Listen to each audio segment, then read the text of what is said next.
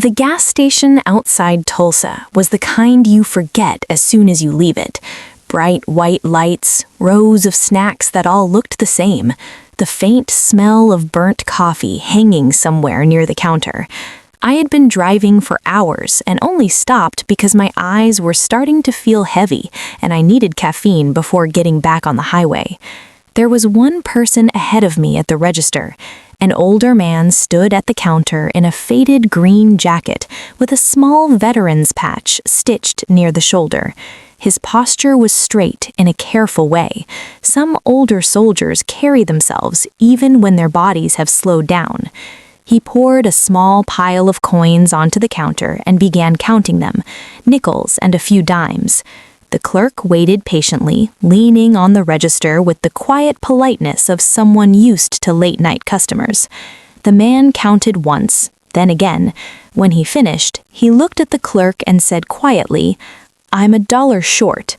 There wasn't anything dramatic about him, no argument, no frustration, just a small pause.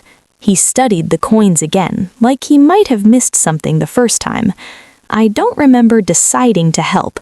My hand just moved before my brain had time to think about it. I placed $1 on the counter beside his coins and nodded toward the clerk. "That'll cover it." The man turned slightly, surprised more than anything else. For a second, it looked like he might protest, but I shook my head before he could say anything. "It's just coffee." The clerk rang it through. The old man picked up the cup slowly, still holding the coins in his other hand. "Thank you," he said. I nodded and took my own coffee. By the time I was back in the car and merging onto the highway, the moment was already fading into the background of the drive. It wasn't something I thought about again that night or the next day. A week passed. The afternoon the doorbell rang, I almost didn't answer it. I was halfway through sorting paperwork at the kitchen table and assumed it was a delivery driver or someone selling internet packages. When I opened the door, it took a moment to recognize him. The same jacket, the same careful posture. The veteran from the gas station stood on my porch holding a small envelope in one hand. For a few seconds, neither of us spoke. Then he gave a small nod. "You probably don't remember me."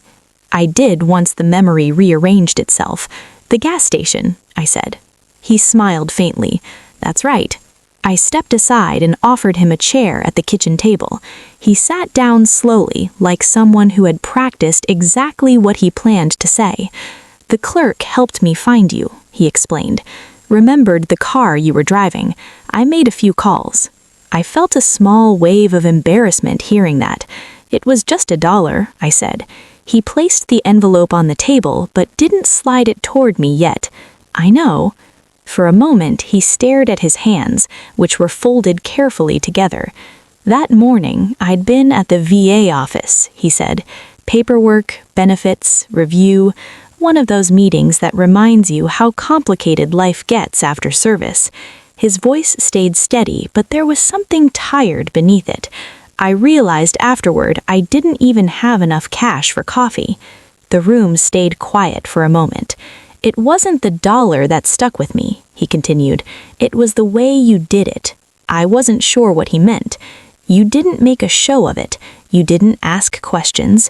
You just put the $1 down and left." He pushed the envelope across the table. Inside was a single folded dollar bill. I wanted to return it. I started to protest automatically. "You didn't need to." He raised a hand gently. "I know I didn't need to." Then he reached into his jacket pocket and placed something else on the table. A small metal coin worn around the edges with an insignia stamped into the center. "A challenge coin from my unit," he said. I picked it up carefully. It had weight to it.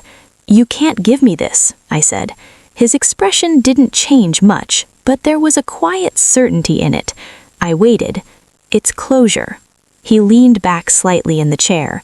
"That $1 helped me that morning, but if I just kept walking away from it, I'd still feel like the man who couldn't buy his own coffee." The sentence landed gently, but it carried something honest inside it. "This way," he said, nodding toward the dollar bill and the coin, "we're even." For a long moment, I didn't know what to say. Finally, I nodded. The veteran stood up, adjusting his jacket. "Thank you again," he said. Then he walked out the front door and down the path toward the street. I watched him until he reached his car. When I came back inside, the house felt quiet in a different way. The dollar bill lay on the table beside the coin. One was ordinary, the other clearly wasn't. I turned the coin over in my hand, noticing the scratches and worn edges from years of being carried around. The thing that stayed with me wasn't the dollar I'd given him, it was the effort he made to return it, not because he had to, but because dignity sometimes is just the chance to finish an exchange on your own terms. I left the coin on the shelf near the front door after that.